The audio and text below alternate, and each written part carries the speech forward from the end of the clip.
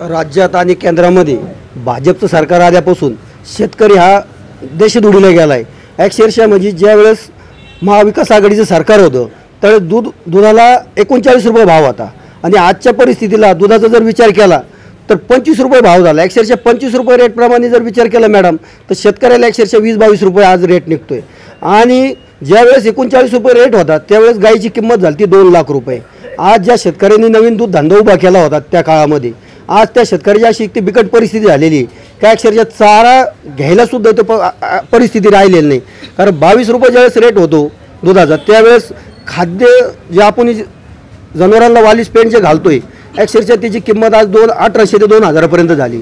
त्याच्यामुळे आज शेतकरी खूप अडचणीत आहे आणि ह्या सरकारने शेतकरीविषयी कोणतंही धोरण ठेवलं नाही 5 वर्षामध्ये। अक्षरशः शेतकरी कसा संपल हा विचार केला गेला आणि विचार जर केला तर आजचे जे उमेदवार आहे खासदारकीचे आणि एक पद भेटल्यानंतर पदाचा वापर कसा केला जातो एक माझे खासदार आणि आमदार यांची जर तुलना केली मी आमच्या तालुक्याचे जे मंत्री होते त्यांनी 2.5 वर्षाच्या काळामध्ये जे मंत्रिपद भोगलं विकास काय असतो ते आमच्या तनपुरे साहेबांनी दाखवून दिला तालुक्याला। अक्षरशः प्रत्येक मंत्री असताना सुद्धा प्रत्येक शेतकऱ्याशी संवाद साधला। कधी त्यांनी असं पदाचं गर्व दाखवलं नाही का आज मी मंत्री झालोय मंत्रिपदाने वागलं पाहिजे। अक्षरशः जे पैसे भेटायला पाहिजे शेतकऱ्याला म्हणजे जे विकास व्हायला पाहिजे 5 वर्षाच्या काळात कोणत्याही प्रकारचा विकास झाला नाही। विकास काय असतो हे आम्हाला आमच्या तालुक्याच्या आमदार साहेबांनी दाखवून दिलं। अनुदान कोणत्याही शेतकऱ्याला भेटलं नाही मॅडम। मी एक दूध उत्पादक शेतकरी आहे, माझ्या घरी अक्षरशः 200 लिटर दूध आहे।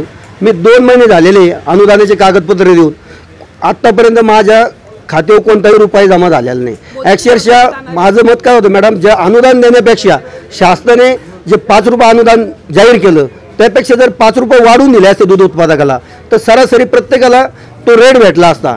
आज अक्षरशः काय झालंय शेतकरी एखादा गरीब शेतकरी असतो त्याचं बँकेत अकाउंट नसतं आणि यांचं शासनाचं म्हणणं काय ज्याचे ट्रान्झॅक्शन झालेत त्याच्यात आम्ही त्यालाच अनुदान देऊ।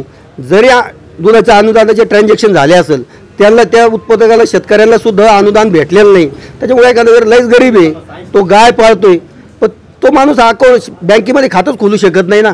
मग त्यापेक्षा जर तुम्ही 5 रुपये अनुदान दिलं असतं शेतकऱ्याला तर ते दुधाला चांगला भाव भेटला असता शेतकऱ्याला।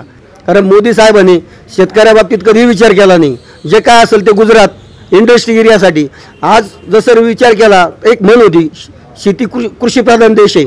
आज जर शेतकऱ्याबाबतीत जर विचार केला तर तसं काहीच नाही मॅडम। आज शेतकरी उलटा अडचणीत येत चालला दिवसेंदिवस।